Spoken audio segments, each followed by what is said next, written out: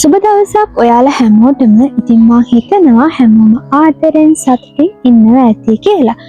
ඉතින් ඔයාගේ පෞරුෂය වැඩි දියුණු කරගන්න කැමති කෙනෙක් නම් චුට්ටක් මේ කතාවට අහුම්කම් දෙන්න. බස් එකේ යනකොට අලුතින් ආපු කොන්දොස්තර ළමයි මගේ ඉතුරු සල්ලි දෙන්න නැතුව මගේ ඇරියා. මගේ මතකයේ දිවගේ වයසක කොන්දොස්තර මහත්තයෙක් ළඟට හැමදාම මිනිස්සුන්ගේ ඉතුරු සල්ලි දෙන්නේ නැතුව දැනුම් ආව පුද්ගලයෙක්. මේ ළමයා මට ඉතුරු සල්ලි නොදීම තුළ ඇයි මට මේ වයසක කොන්දොස්තර මහත්තයා මගේ මතකෙට රැඳෙන්නේ?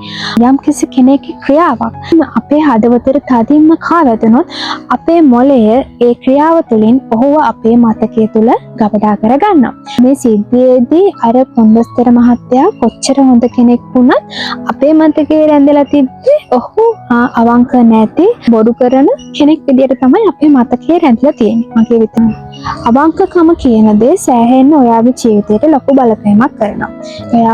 ඔයා පොඩි රැකියාවක් කරත්, පොඩි වෙළඳාමක් කරත්, ඔයා ලොකු පුටුවක ඉඳගෙන රැකියාවක් කරත්, ඔයාගේ සේවාවේ වටිනාකම තියෙන්නේ ඔයාගේ අවංකකම තුල. ඔයාගේ ළඟට සේවාව ලබා ගන්න කට්ටිය ලැබෙන්නේ හරිම කැමැත්තෙන් සහ විශ්වාසයෙන්.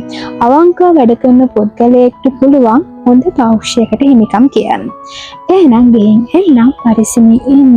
ආදරේ හැමදාම